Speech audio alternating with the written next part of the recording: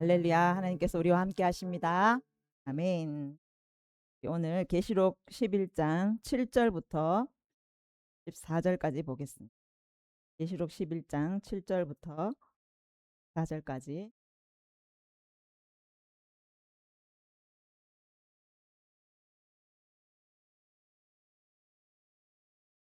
우리 한 목소리로 같이 합독하겠습니다.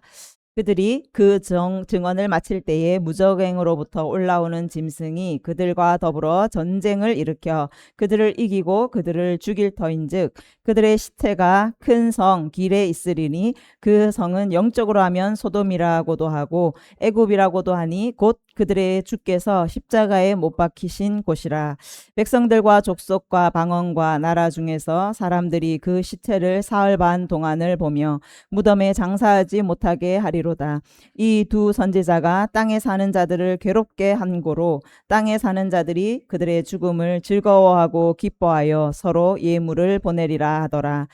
3일 반 후에 하나님께로부터 생기가 그들 속에 들어가매 그들이 발로 일어서니 구경하는 자들이 크게 두려워하더라. 하늘로부터 큰 음성이 있어 이리로 올라오라 함을 그들이 듣고 구름을 타고 하늘로 올라가니 그들의 원수들도 구경하더라. 그때 큰 지진이 나서 성 10분의 1이 무너지고 지진에 죽은 사람이 7천이라. 그 남은 자들이 두려워하여 영광을 하늘의 하나님께 돌리더라. 둘째 화는 지나갔으나 보라 셋째 화가 속히 이르는도다.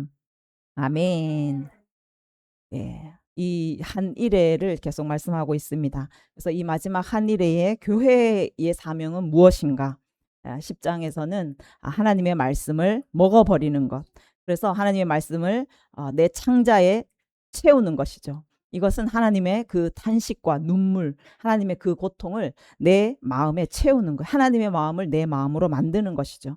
그때서야 두 증인은 굵은 베옷을 입을 수가 있습니다. 그래서 굵은 베옷을 입고 1260일을 예언하는 것이죠. 하나님의 말씀을 선포하는 것입니다. 하나님께서 수많은 영혼들이 살아나기를 구원받기를 원하시는 그 아버지의 마음으로 그 눈물로 하나님의 말씀을 대언하고 또 경고의 나팔을 불게 되는 것입니다. 이것이 바로 두 증인의 사명이다라고 말씀하세요.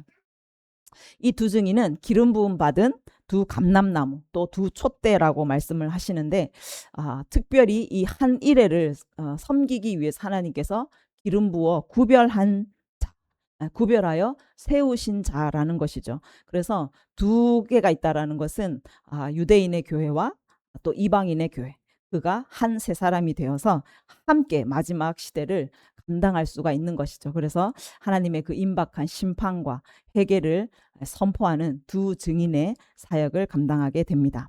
그 사역하는 기간 동안 그들의 힘으로 하는 것이 아니라 하나님께서 하늘의 권세를 부어주신다라고 말씀을 해요. 그러니까 이 두 증인이 그 어려운 환경과 그 핍박 가운데서도 할 수 있는 거는 하나님의 권세, 하나님의 권능이 그들에게 더 특별히 부어진다라는 거예요. 그래서 이 하늘에서 불을 내리고 물이 피가 되게 하는 이런 엘리야나 모세와 같은 이런 권능을 행하면서 하나님의 말씀을 확실하게 증언할 수가 있게 되는 것이죠. 그래서 이 시간에는 첫째 나팔부터 넷째 나팔이 불려지는 시간과 동일해요. 두 증인이 선포하는 사역이 그 기간이 동일합니다. 그래서 하늘에서는 천사가 나팔을 불 때 이 땅에서는 두 증인이 그 하나님 말씀을 선포하는 경고의 나팔을 불게 되는 거예요. 그때 그 나팔에 해당하는 재앙들이 이 땅 가운데 쏟아지게 되는 거예요. 그러니까 세상 사람이 볼 때는 이 두 증인을 통해서 하나님의 엄청난 그 기적들, 하나님의 엄청난 재앙들이 이 땅 가운데 실행이 되는 거예요. 그래서 사람들이 볼 때 하나님께서 온 땅을 통치하시는구나. 하나님께서 만왕의 왕이 되시고 모든 주권이 하나님께 있구나라는 것을 깨닫게 된다라는 거예요. 그래서 주의 말씀을 그들이 믿고 주님 앞에 돌아오는 엄청난 대추수의 일들이 일어나게 되는. 그래서 이 전 3년 반이 하나님의 대부흥의 때라고 우리가 본다고 말씀을 드렸습니다. 그래서 이 땅의 역사를 시작하신 분도 하나님, 이제 마치시는 분도 하나님이신데 하나님의 역사를 이 땅 가운데 시행시키는 자들은 하나님의 종들이라는 거예요.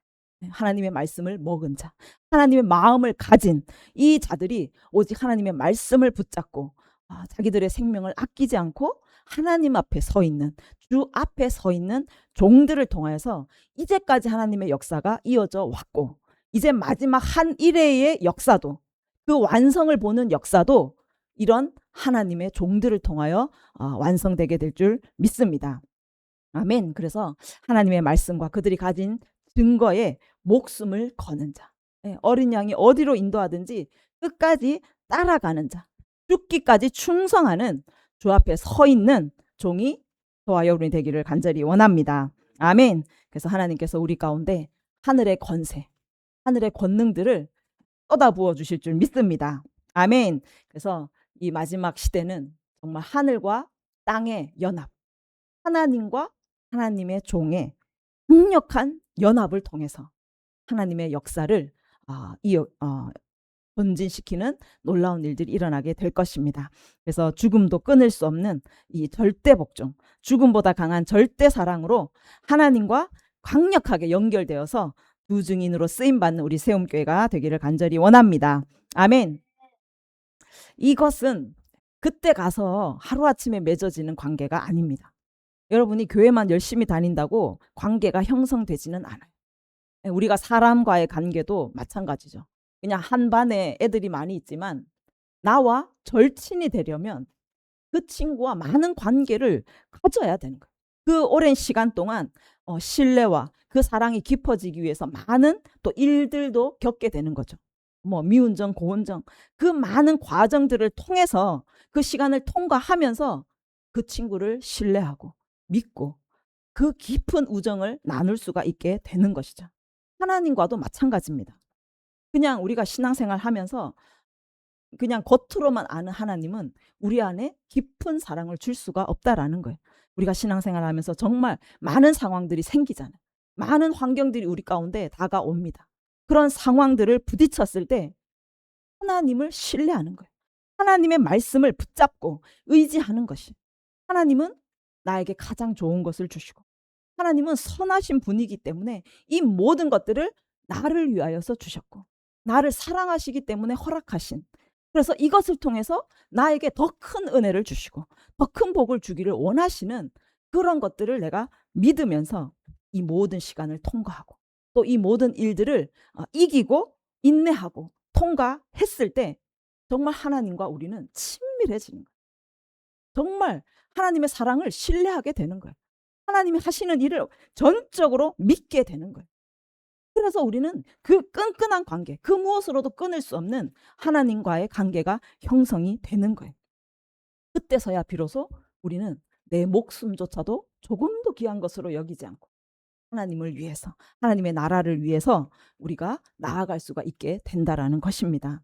그래서 정말 지금 이 시간 여러분이 하나님과의 그 친밀함의 시간들로 또 들어가시기를 간절히 원합니다. 아멘.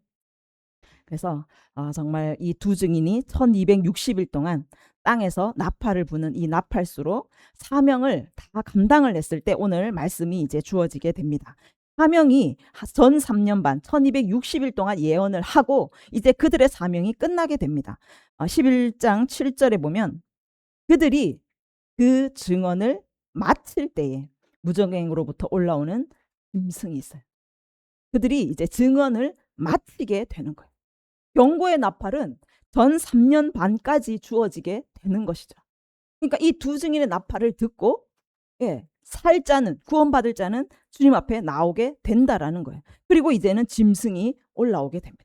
그러니까 전 3년 반이 지난 그 중간 딱 되었을 때 우리가 말씀을 읽어보았지만 이제 그 적그리스도가 일어나서 자기를 거룩한 곳에 세워서 자기가 하나님이라고 하는 이런 일들이 일어나게 된다라는 거죠. 그래서 무저갱이 열리고 짐승이 올라오게 됩니다. 이것은 계시록 8장에 우리가 봤지만 전반기 전 3년 반, 이 첫째 나팔부터 넷째 나팔까지 이 8장은 재앙이고, 그리고 9장은 이제 다섯째 나팔부터 후 3년 반이 시작되면서 일어나는 일들을 보여주고 있어요. 계시록 9장에 가면은 다섯째 천사가 나팔을 불 때 무저갱이 열리고 그 구멍에서 연기와 황충들이 올라오게 되는 그 말씀을 우리가 지난번에 보았습니다. 그러니까 이 연기 가운데 함께 나오는 이 황충의 군대, 이것이 오늘 11장 말씀에 짐승이 올라온다라는 말씀으로 표현이 되고 있어요. 9장에 보면 이 황충의 군대는 우두머리가 있다고 했잖아요. 헬라어로 하면 아볼론, 또 히브리어로 하면 아바돈, 네, 파괴자라는 뜻이죠. 사단입니다. 이 황충의 군대, 적그리스도는 사단이 전갈의 권세를 그에게 주어서 일을 하게 만드는, 그래서 이 적그리스도는 사단의 권세로 3년 반 동안 일할 권세를 받는 것을 우리가 보게 됩니다. 동일한 말씀이 이제 13장에 나오는데, 내가 보니 바다에서 한 짐승이 나온다. 바다에서 짐승이 나와. 똑같은 무저갱에서 올라오는 짐승과 같은 표현인 것이죠. 그래서 이 짐승이 적그리스도가 되어서 불법의 사람, 멸망에 가증한 것, 이 아들이 자기를 높이고 자기가 하나님의 성전에 앉아서 하나님이다라고 세우는 그런 일들이 일어나게 되는 거예요. 그래서 이 적그리스도가 자기에게 경배하지 않는 자들을 또 사로잡힐 자는 사로잡혀가게 만들고, 죽임을 당할 자는 또 죽임을 당하게 만드는 이런 일들이 있고, 그래서 성도들의 인내와 믿음이 여기 있다라고 말하는 거예요. 그래서 이후 3년 반 동안 성도들의 인내와 믿음이 테스트되고, 그때 성도들이 성도의 권세로 이겨내는 그 시즌이 된다라고 말씀을 하고 있습니다. 그래서 이 8장과 9장 각각 전반기, 후반기의 일들이 이제 각 나팔을 포인트로 하나님께서 나팔이 불려질 때 일어나는 일들을 통해서 이제 한 일회를 설명을 하고 계시고, 11장에는 이제 두 증인을 포인트로 해서 전반기와 후반기 때 일어날 일들을 또 하나님께서 말씀을 해 주세요. 그리고 13장에 가면 이제 후반기 때 짐승에 대해서 더 구체적으로 하나님께서 다루고 계시는 것을 알 수가 있어요. 그러니까 이 한 일회에 대한 마지막 7년, 이것에 대해서 하나님께서 계속 반복적으로 말씀을 하시고 포인트들을 바꿔가면서 점점 더 깊게 한 일회에 대해서 우리에게 말씀하고 있는 것을 볼 수가 있어요. 이것을 우리가 처음에도 말씀드렸지만 이 한 일회가 시작되기 전에 그 도입 부분은 굉장히 짧고 굵게 빠르게 지나가요. 그런데 한 일회에 대한 거론이 시작이 되었을 때는 하나님께서 이 한 일회의 말씀을 굉장히 긴 분량을 할애하고 계세요. 그리고 그 한 일에 일어나는 것을 핵심을 바꿔가면서까지 아주 구체적으로 다루고 계신 것을 우리가 볼 수가 있습니다. 그래서 이것을 통해서 이 말씀이 진실이고, 이 말씀대로 구체적으로 이 말씀들이 정확하게 이루어질 것들을 하나님께서 말씀하고 계신 거예요. 그래서 우리가 이 말씀을 읽고 듣고 지켜 행하는 자는 복이 있다라고 말씀하십니다.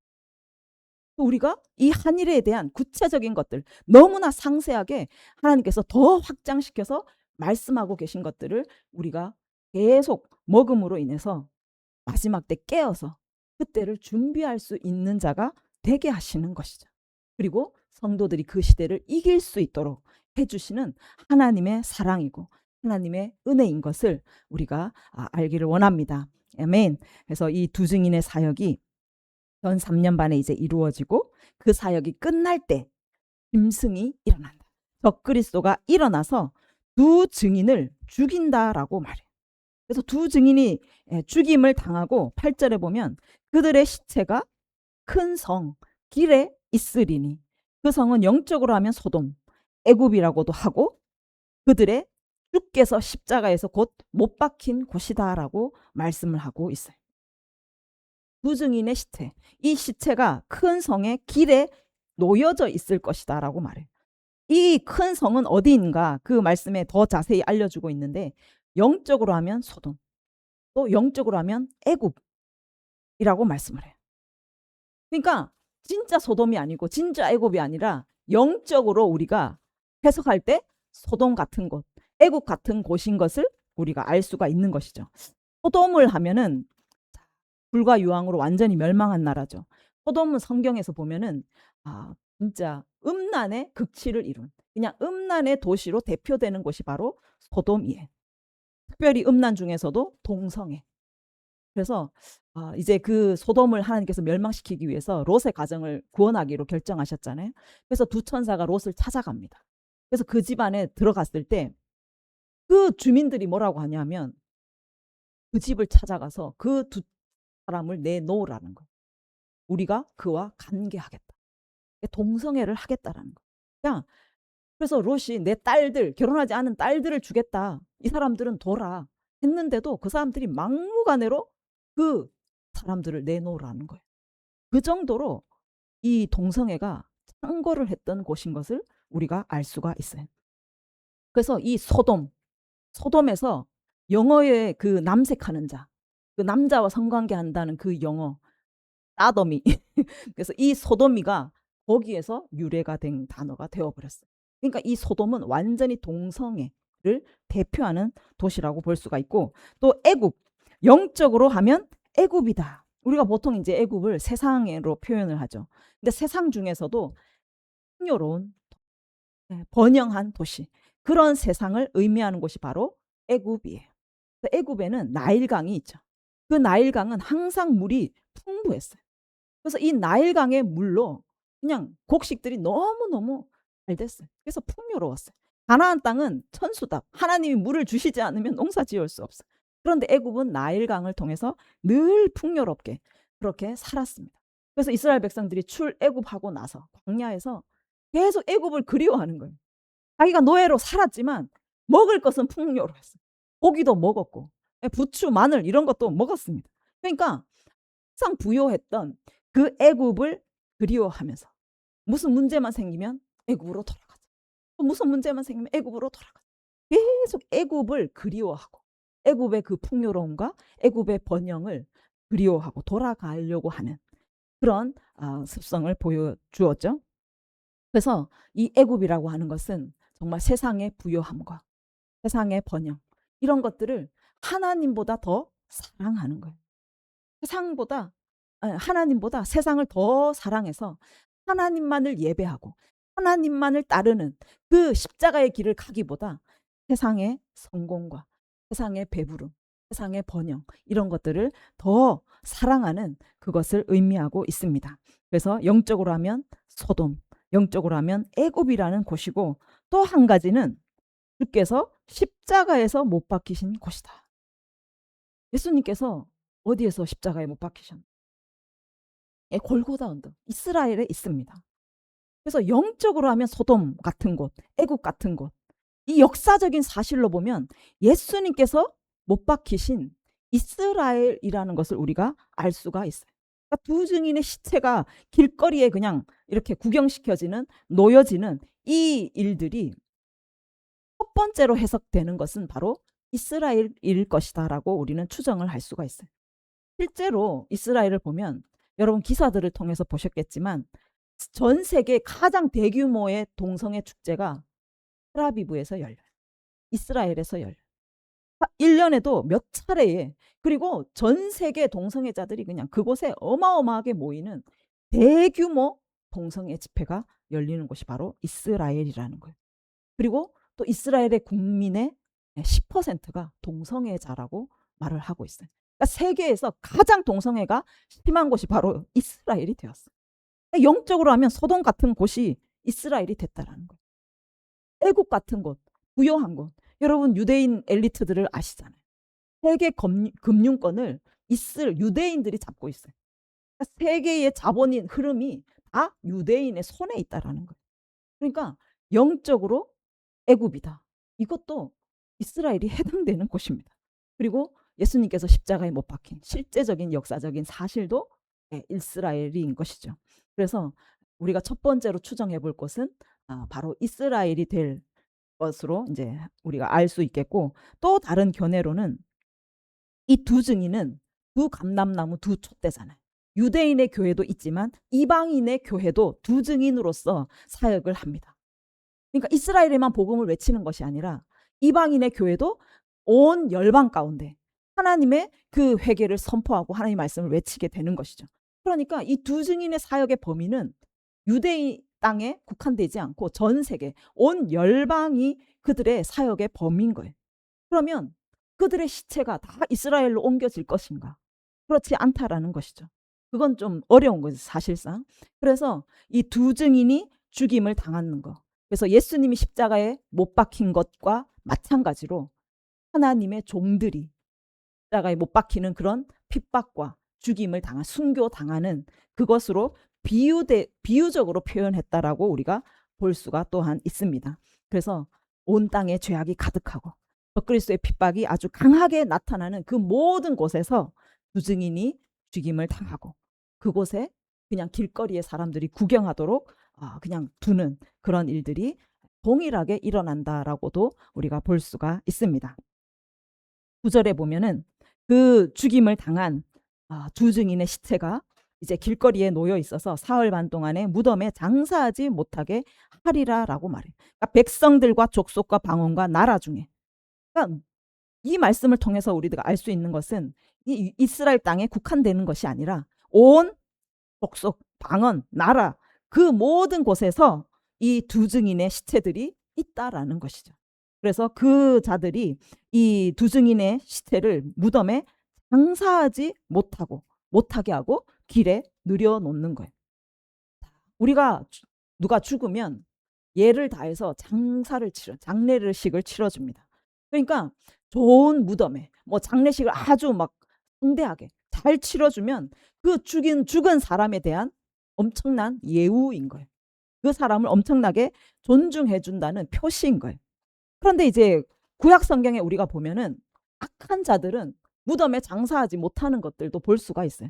이세벨이 죽음을 예언하면서 그가 개들이 시체를 먹고 장사할 사람이 없을 것이다라는 그런 예언을 하게 되거든요. 그러니까 이 장사를 못한다, 무덤에 묻히지 못한다, 이거는 엄청나게 악을 행한 사람, 저주받은 사람이라는 인식이 있다라는 거예요. 그래서 우리 시편 79편 2절에 가면 주의 종들의 시체를 공중의 새에게 밥으로 주고 주의 성도의 육체를 땅에 짐승에게 주고 그의 피를 예루살렘 사방에 물같이 흘렸으나 그들을 매장하는 자가 없었다. 그리고 우리는 우리 이웃에게 비방거리가 되며 우리를 애워싼 자에게 조롱과 조소거리가 되었다라고 말씀을 하고 있어요. 그러니까 그냥 이 두 증인의 시체를 장사하지 않고 길거리에 늘여놓는다. 이거는 모든 사람들에게 비방거리, 조소거리, 조롱거리가 되게 만든, 저주받은 사람이라는 것을 보게 하려고 그렇게 장사하지 못하게 한다라는 것을 우리가 알 수가 있다라는 거예요. 이 두 증인이 계속 하나님의 말씀을 외쳤습니다.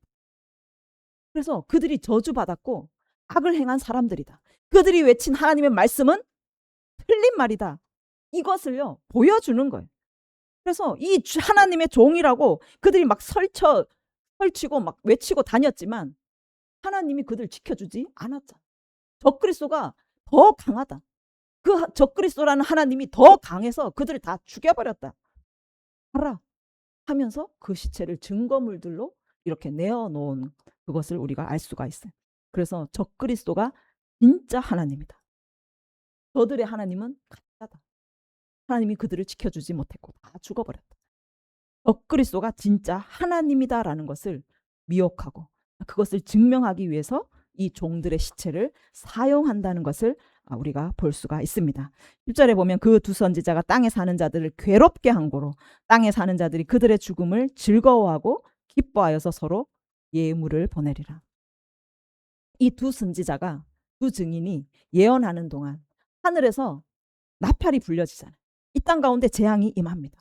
지금 스페인과 프랑스 어마어마한 산불이 나서 오늘 보니까 20만 명이 지금 대피를 하는 엄청난 일들이 일어나고 있어요. 그 재앙들이 임했습니다. 그러니까 그 재앙 때문에 그 땅에 사는 사람들은 얼마나 괴로웠겠냐.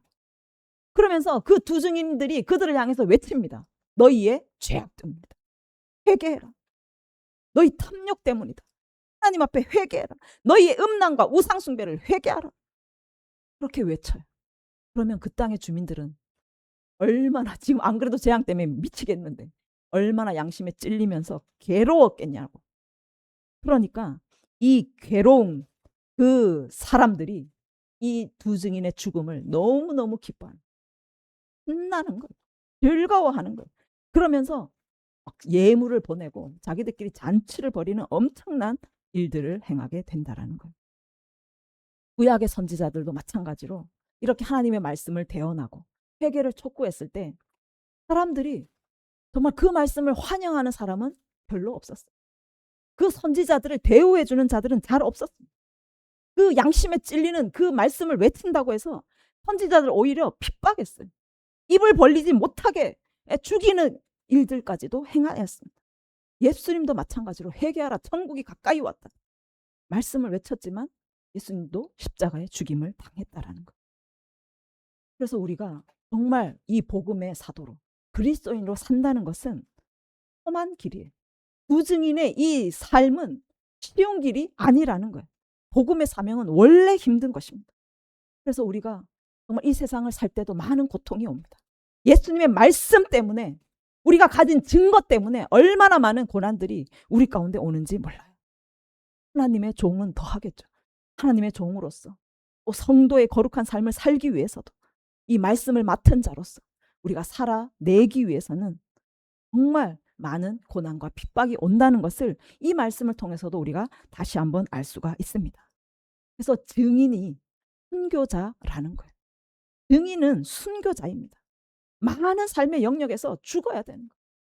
세상에 풍요로운, 그냥 편안한 거, 사람들의 인정을 받는 거, 사람들이 높여주는 거, 그런 거예요. 여러분 기대하지 마십시오. 우리는 계속 죽어져야 되는 거예요. 빼앗길 때도 있고요. 너무나 고단하고 정말 죽는 것 같은 그런 고통이 우리 가운데 올 때도 있습니다.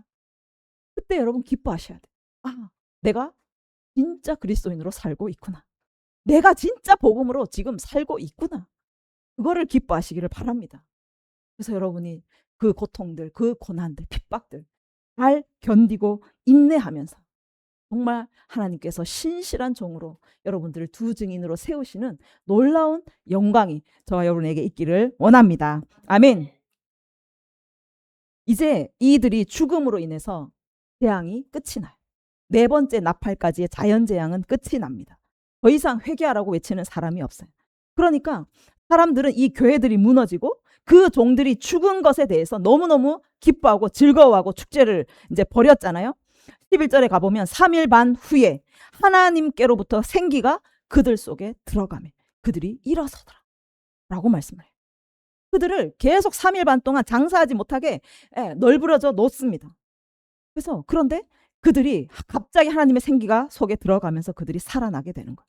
하늘에서 큰 음성이 나면서 이리로 올라오라. 그리고 그 소리에 구름을 타고 하늘로 올려지게 된다고 말씀을 하고 있어요. 이 두 증인이 하늘로 올라가는 이 시즌, 이 시점이 언제인가? 이 마지막 한일에, 이것은 다니엘에서 온 표현인데요. 다니엘서 9장에 보면은 27절에 한 일해 동안의 언약을 굳게 맺고 한 일해가 시작이 되죠. 하나님께서 이 하나님의 백성과 거룩한 성을 위해서 71회를 기한으로 정하셨어요. 71회. 70 곱하기 7인 거예요. 그러면 490년이 나오죠.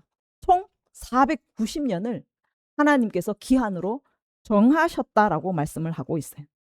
그러니까 70과 7은 년이 아닙니다. 그냥 하루로 계산하셔야 돼요. 그러면 490일을 우리는 490년으로 계산을 했어요. 그래서 예루살렘을 중건하라는 그 영이 날 때부터 기름 부음 받은 자, 왕이 일어날 때까지. 그래서 그 왕이 죽을 때까지. 그래서 483년이 실제적으로 483년이 지나게 됩니다. 그리고 2000년 성전이 없는 이 공백 기간, 그거는 계수가 되지 않고 이제 한일회의 그 조약을 맺고 성전이 세워지면서 이제 7년이 다시 계수가 되는 거예요. 마지막 한일회도 7일이에요. 실제적으로는 7일이에요. 근데 우리는 이것을 7년으로 보고 있죠. 계산하고 있습니다. 7년 환란이다라고 말을 해요. 자, 이것은 민수기 14장 34절에 가면 하나님께서 먼저 사용하신 계산법이에요. 하루를 1년으로 쳐. 하루를 1년으로 쳐. 그러니까 그들이 정탐한 날수 40일을, 그래서 믿음 없는 말을 고백했던 그 40일을 하루를 1년으로 쳐서 40년을 죄악을 담당하게 만드신. 그래서 광야가 40년 생활이 이루어지게 만드는 그 일이 있은 거예요. 그래서 오늘 본문에 3일 반 후에 그들이 살아난다 라고 했을 때 이 3일 반은 한 일에 7일의 절반인 거예요. 3일 반 후. 그러니까 이 후반기 3년 반인 것을 우리가 알 수가 있다라는 것이죠. 그래서 이 전 3년 반 동안 두 증인이 사역을 하고 죽임을 당해요. 그리고 3년 반 후에 이제 한 일회가 끝나면서 모든 성도들이 부활로 일어나는 그 시즌에 함께 부활된다는 것을 우리가 알 수가 있어요. 오늘 본문에서 구름 타고 하늘로 올라간다고 하잖아요. 12절에 보십시오. 하늘로부터 큰 음성이 일어나서 이리로 올라오라 함을 듣고 구름을 타고 하늘로 올라가는 거예요. 이 부활의 광경인 거예요.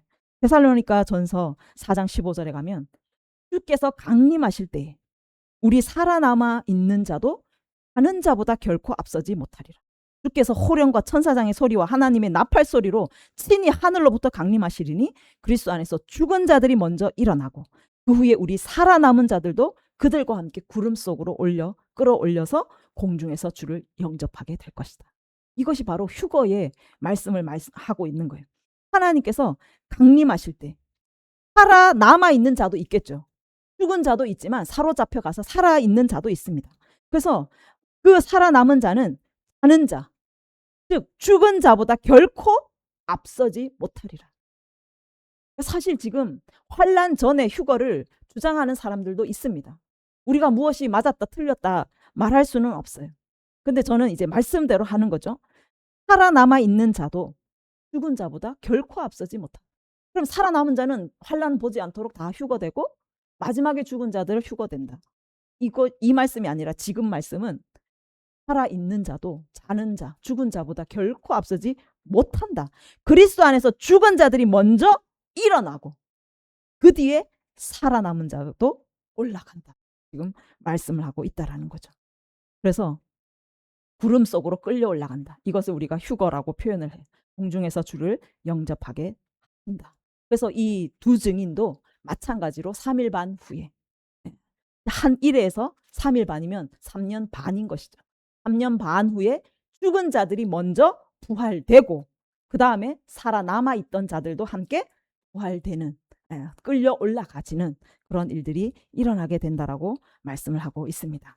그래서 천사들의 그 호령 소리 이리로 올라오라라는 그 소리겠죠. 그 음성을 듣고 그 하늘로 올려지고 살아남은 자들도 함께 올라가는 그래서 이제 올라간 자들은 항상 주와 함께 있는 놀라운 임마누엘의 은혜가 우리 가운데 일어나게 됩니다. 그래서 이제 이 적그리스도의 이야기는 13장에서 더 구체적으로 이루어져요. 적그리스도가 어떤 정체인지를 아주 상세하게 13장에 가면 더 구체적으로 이루어지고 있고 또 살아나서 이제 하늘로 올려지는 이 부활의 이야기. 이 부활의 이야기는 또 14장에 가면 아주 구체적으로 또한 하나님께서 말씀을 하고 있습니다. 그래서 이 요한계시록이 어떤 궤관을 말씀하셨다가 또 어떤 포인트로 이것을 집중적으로 말씀하셨다. 또 어떤 포인트로 다른 것을 집중적으로 말씀하셨다. 그래서 한 일에 대해서 굉장히 자세하게 방대하게 우리에게 알려주시는 것을 우리가 볼 수가 있습니다. 13절에 그때 큰 지진이 나서 성 10분의 1이 무너지고 지진에 죽은 사람이 7천이다. 그 남은 자들이 두려워하여 영광을 하늘의 하나님께 돌리더라라고 말씀을 하고 있어요. 이 지진은 우리가 이제 7번째 나팔이 울려지면 7대접의 재앙이 이제 쏟아지게 되거든요.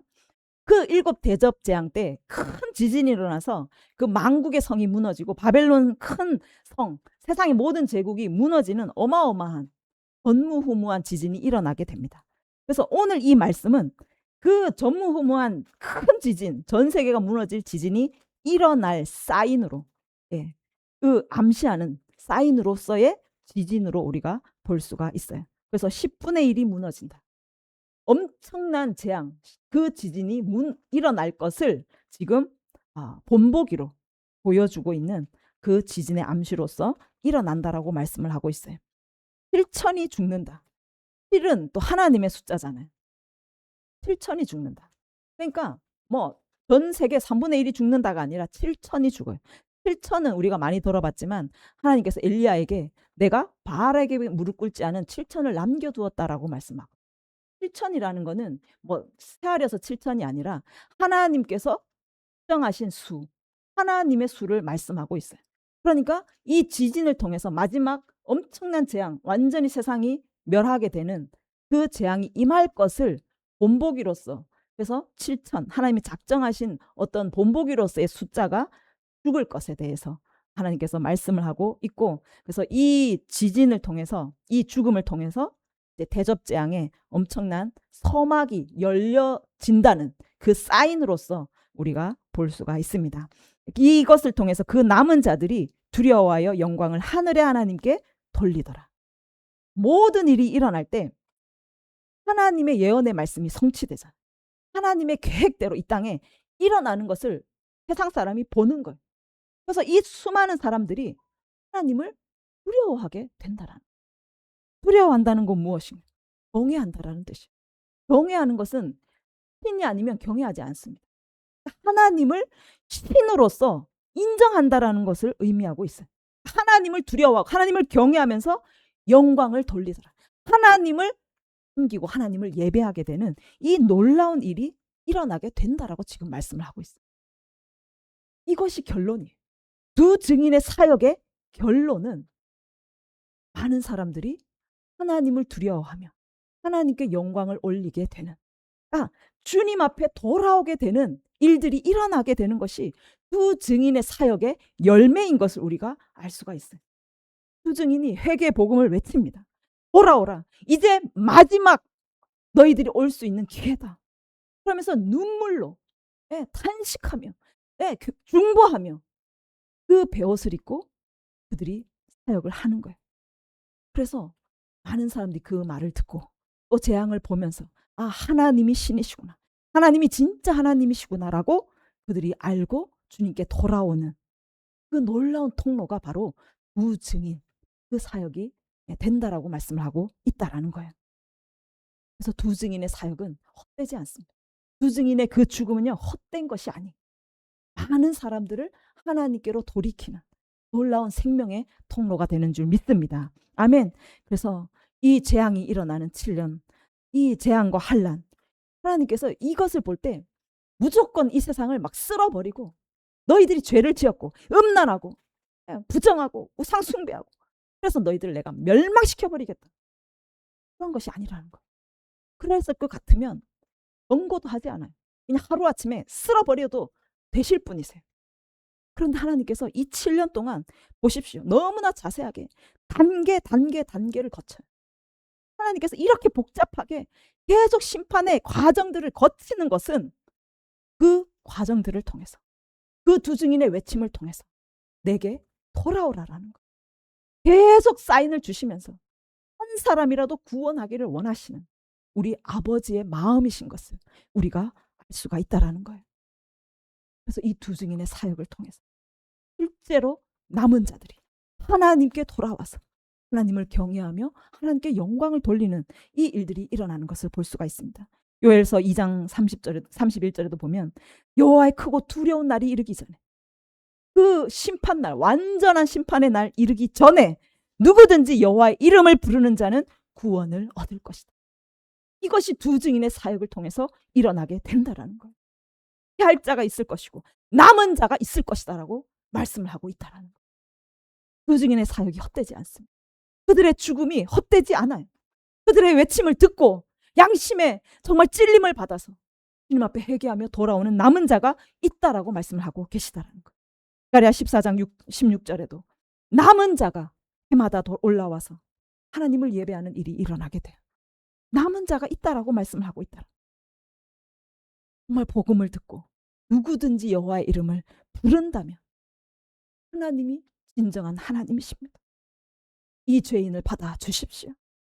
그렇게 고백할 때 하나님의 구원을 얻게 되는 놀라운 은혜가 있는 시기가 바로 이때라는 것을 말씀하고 있습니다. 지금 이때는요, 소돔과 고모라처럼 세상에 음란이 가득한 시즌이, 우상 숭배와 주술, 지금 보십시오. 무당이 엄청나게 일어나고 있잖아요. 살인이 일어나고 있습니다. 세상에 죄악이 가득 찼습니다. 하나님을 비방합니다. 회개하지도 않고. 그런데 그 악함에도 불구하고 한 번에 그냥 멸망시켜버려도 마땅함에도 불구하고 또 그런 능력이 있음에도 불구하고 하나님은 한 번에 심판하지 않으세요. 계속해서 경고하세요. 두 증인을 통해서 계속 나팔을 불게 하십니다. 하나님의 종들을 세우셔서 교회들을 일으키셔서 엄청난 재앙 속에서도 그 눈물로 하나님의 말씀을 전하게 하신다라는. 그래서 한 사람도 멸망하기를 원하지 않으시는 하나님의 마음을 온 세상 가운데 쏟아놓게 하신다라고 알고 있습니다. 그래서 그 말씀을 듣고 나오는 자, 그 말씀에 회개하며 나오는 자, 주님 저를 살려 주시옵소서. 주님이 진정한 하나님이십니다.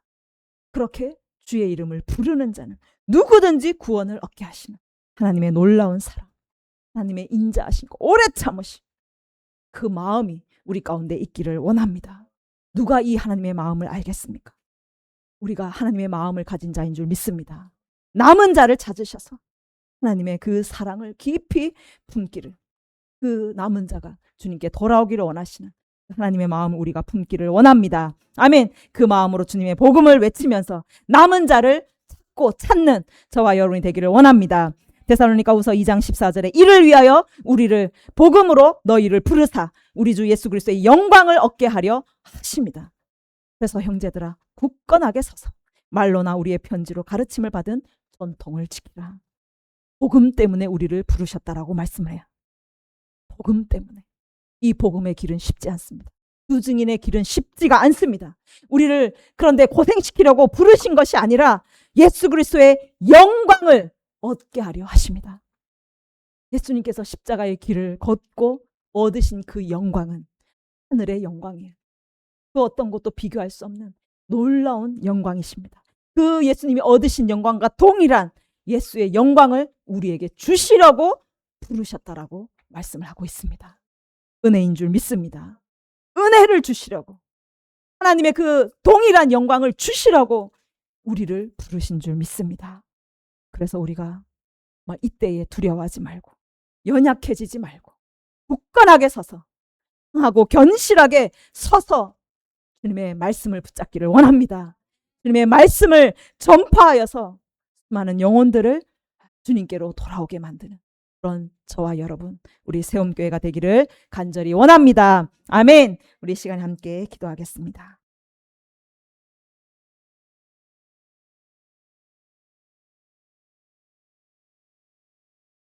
하나님은 생명의 하나님이십니다. 하나님은 살리기를 원하시는 하나님이세요. 한 사람도 악인도 멸망하기를 원하지 않으시는 분이 바로 우리의 하나님이십니다. 그래서 이 복음을 위해서 우리를 부르셨어요. 이 복음을 악인에게도 수많은 영혼들에게도 계속 외쳐서 그들이 하나님을 알고 하나님을 붙잡고 나아오기를 간절히 원하시는 줄 믿습니다. 이 길이 쉽지 않고 너무나 고난의 길이고 핍박의 길이고 또한 죽음의 길일 수 있지만 우리는 이 길을 가서 두 증인이 얻을 그 영광, 하나님과 동일한 그 영광을 우리에게 주시고 하나님과 함께하는 그 영원한 나라에서 함께 왕노릇하게 하시는 그 은혜를 주시기 위해서 우리를 부르셨다라고 말씀하고 있습니다. 그래서 우리가 연약해지지 말고 굳건하게 서서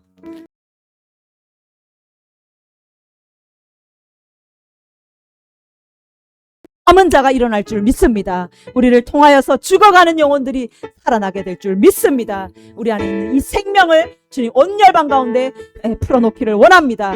우리를 통하여서 살아나는 자들 일어나게 하여 주시옵소서. 남은 자들이 일어나게 하여 주시옵소서. 하나님을 두려워하며 하나님께 영광을 올려드리는 수많은 자들이 투수되는 놀라운 은혜가 우리 가운데 일어나게 하여 주시옵소서.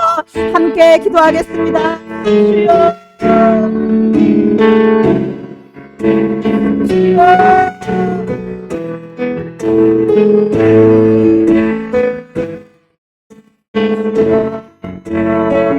살리는 자가 되기를 원합니다. 하나님 하나님의 그 사랑과 하나님의 그 인내와 하나님의 그 자비하신 마음을 하나님 가운데 더 이루어 주시옵소서. 아버지 하나님의 그 생명을 우리도 나누어주기를 원합니다. 하나님 아버지 아직도 하나님을 비방하고 하나님을 비난하는 자들 가운데 하나님의 복음을 전하여서 그들을 살리기를 원합니다. 우리 안에 있는 그 사람의 생명으로 아버지 그들에게 전하여 주기를 원합니다. 하나님 가운데 두지기의 그 기름 부음 허락하여 주시옵소서.